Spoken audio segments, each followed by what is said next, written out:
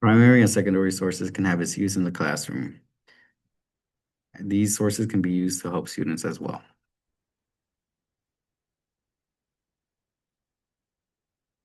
So, what is a primary source? A primary source is a source that recounts events through the account of people who were there firsthand. It is a source that takes place during historical events that people have taken into account. So, we're going to look into the COVID-19 pandemic as an example for this. What proof do we have that COVID-19 happened? So, some examples of primary sources include images, speeches, and news article. In these images, in this image, we have it was taken in Madagascar of people getting tested for COVID-19. In the speech, we have former Vice President Kamala Harris giving a presentation about what COVID-19 is and what is the ongoing predicament we were in as a nation. And in this new news article, it discusses the first 3 months that happened during COVID through the recounting of a journalist here. Some more examples of primary sources include songs, artwork, and objects. In the under the songs, we have Bo Burnham's Inside. This is a musical of him depicting his life during COVID and what he went through on a firsthand experience. We have artwork to depict a visualization of how COVID impacted us as a whole society. And we have objects from COVID-19 to prove that happened. Things such as the COVID-19 vaccine and doctors and their masks. So, what makes these primary sources? These sources recall the events of COVID-19, the pandemic through the firsthand experiences through creations people made. But primary sources can have weaknesses when viewing them. So, you must come in with a bit of skepticism and get accurate details of events to ensure you're getting accurate information and make sure the sources are credible. With increasing technology, pictures can be altered and faked with AI. So, some weaknesses in primary sources include bias. In some situations, a primary source can have a bias towards a certain side in order to push an agenda. Biases can make a source unreliable as each person has their own perception of what is going on. In some instances, sources can be old, and a lot of what is being taught can be lost in translation. Because of what has been known and what has changed, it can make things feel more different and more apparent. This can also be due to the languages used in these sources, since it can have some misleading info, and in certain situations, it can lead to misunderstandings. In some instances, like I mentioned before, images can be faked and information can be falsified. Some images may not be what they appear, since they can have information that may paint a different idea of what actually occurred in the instances. In modern times, AI can be used to generate images or alter them. Primary sources can also have inaccuracies in them, which can affect the way things are perceived. Since people perceive things in a certain way that other people may not perceive, so some sources can have a bit of differences and inaccuracies than what actually happened during the events. So, what makes a primary source strong?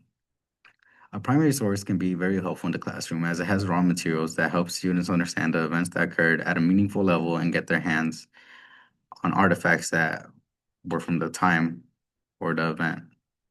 This primary sources also provide fresh information for students. Since there are vast amounts of primary sources, students can always find something new, since every day something new is appearing in society. These things can make primary sources immersive and help students that they were feel the experience of the people who were there during that time. So, what is a secondary source then? A secondary source is a source that takes from primary sources to make a new idea to retell the details of an event.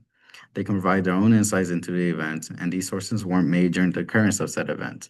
These sources take from different sources, from primary sources, into recounting what happened in a way that the publisher or author may deem more true. So, some examples of secondary sources are websites such as Wikipedia. Wikipedia usually takes a lot from primary sources and recounts the story into a more digestible fashion. Books also can be used as a secondary source since they can also draw from inspiration from other events or other primary sources that take place. Same with essays. Essays can be a culmination of different sources and talking about the various experience people had. So, The weaknesses in primary sources also include bias, but this can be to a much greater degree compared to a primary source. This is due to the fact that people who make secondary sources are in charge of what information they pick and choose to present into their publication.